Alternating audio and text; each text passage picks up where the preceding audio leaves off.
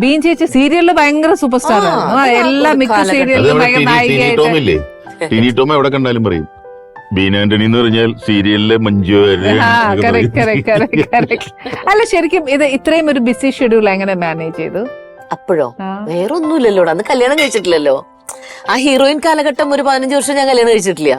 അതിനുശേഷം അപ്പൊ എന്ന് പറഞ്ഞാൽ ഞാനും എന്റെ അമ്മച്ചി കൂടെ അങ്ങോട്ട് ഇങ്ങനെ പോയിക്കോ, ഒരു ലൊക്കേഷൻ ടു ലൊക്കേഷൻ.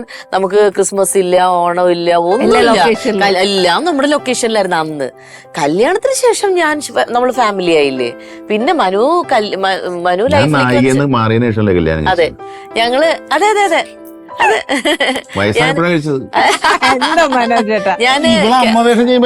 അല്ലല്ല അമ്മ വേഷമൊന്നുമല്ല, ക്യാരക്ടറാണ്.